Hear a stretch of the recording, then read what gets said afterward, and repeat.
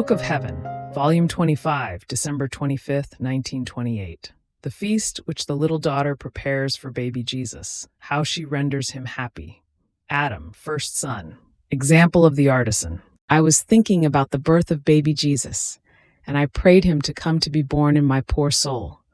And in order to sing his praises and form a cortege for him in the act of his birth, I fused myself in the holy divine volition, and flowing in all created things, I wanted to animate the heavens, the sun, the stars, the sea, the earth, and everything with my I love you. I wanted to place all created things as though in waiting, in the act of Jesus' birth, so that all would say to him, I love you, and we want the kingdom of your will upon earth. Now, while I was doing this, it seemed to me that all created things would come to attention in the act of Jesus' birth. And as the dear baby came out of the womb of his celestial mama, the heavens, the sun, and even the tiny little bird, as though all in chorus were saying, I love you, and we want the kingdom of your will upon earth. My I love you in the divine will flowed within all things in which the divine will had its life, and therefore all sang praises to the birth of their Creator. And I saw the newborn baby, who, flinging himself into my arms, all shivering, told me, What a beautiful feast has the little daughter of my will prepared for me. How beautiful is the chorus of all created things saying to me, I love you, and wanting my will to reign. One who lives in it can give me anything, and can use all stratagems in order to render me happy and make me smile, even in the midst of tears. Therefore, I was waiting for you, to have a surprise of love of yours by virtue of my divine volition. In fact, you must know that my life on earth was nothing but suffering, operating and preparing everything that was to serve the kingdom of my divine will, which must be kingdom of happiness and of possession. Therefore it is then that my works will have their full fruits and will change for me and for creatures into sweetnesses, into joys, and into possession.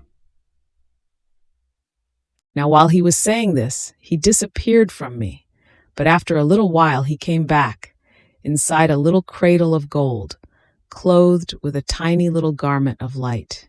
And he added, My daughter, today is my birthday, and I have come to render you happy with my presence. It would be too hard for me, on this day, not to render one who lives in my divine will happy. Not to give you my first kiss and tell you I love you as a requital of yours, and clasping you tightly to my little heart, make you feel my heartbeats that unleash fire, and would want to burn everything which does not belong to my will, while your heartbeat, echoing within mine, repeats for me your pleasant refrain, May your will reign on earth as it does in heaven. Repeat it always if you want to render me happy and calm my baby crying.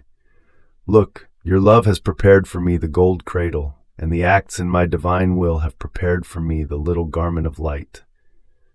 Aren't you happy? After this, I continued my acts in the divine fiat, going back to Eden into the first acts of the creation of man. And my sweet Jesus, moving in my interior, told me, My daughter, Adam, was the first human son, invested by our volition, and his acts were more than sun's rays which, extending and expanding, were to invest the whole human family, in which one would see many in one, as though palpitating in these rays, all centralized in the center of this first human son. And all were to have the virtue of forming their own sons, without going out of the bond of the first son.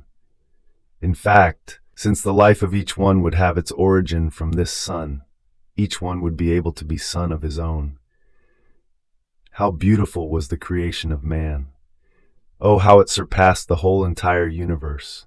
The bond, the union of one in many, was the greatest prodigy of our omnipotence, as our will, one in itself, was to maintain the inseparability of all, the communicative and unifying life of all, symbol and image of our divinity, as we are inseparable. And even though we are three divine persons, we are always one, because one is the will, one is the sanctity, one is our power. This is why man is always looked upon by us as if there were one alone, even though he was to have his very long generation, but always centralized in the one. It was the uncreated love that was created by us in man, and therefore he was to give of us and be like us, and our will, the only one acting in us, was to act as the only one in man, in order to form the unity of all and the bond of inseparability of each one. Therefore, by withdrawing from our divine fiat, man became deformed and disordered, and no longer felt the strength of the unity and inseparability, either with his Creator or with all generations. He felt like a divided body, broken in his members, which no longer possesses all the strength of his body as whole. This is why my divine will wants to enter again as prime act into the creature, to reunite the broken members, and to give him the unity and the inseparability as he came out of our creative hands. We find ourselves in the condition of an artisan who has made his beautiful statue, such as to astonish heaven and earth. The artisan loves this statue so much that he has placed his very life in it. So, at each act or movement it does, the artisan feels within himself the life, the act, the movement of his beautiful statue. The artisan loves it with love of delirium, nor can he remove his gaze from it. But in so much love the statue receives an encounter, it bumps, and it remains broken in its members and in its vital part which kept it bound and united to the artisan. What will his sorrow not be, and what will he not do in order to redo his beautiful statue? More so, since he still loves it, and to the raving love has added the grieving love. Such is the state the divinity is in with regard to man. He is our delirium of love and of sorrow, for we want to redo the beautiful statue of man, and since the bump took place in the vital part of our will which he possessed, once our will is re-established in him, the beautiful statue will be redone for us, and our love will be satisfied. Therefore, I want nothing else from you but my divine will to have its life. Then he added with a more tender tone, My daughter, in the created things the divinity did not create love, but the flowerings of his light, of his power, of his beauty, etc. So it can be said that in creating the heavens, the stars, the sun, the wind, the sea, the earth, it was our works that we issued, and the flowerings of our beautiful qualities. Only for man was this greatest prodigy of creating the life, and the life of our love itself. And this is why it is said that he was created in our image and likeness. And this is why we love him so much, because it is life and work that has come out of us, and life costs more than anything.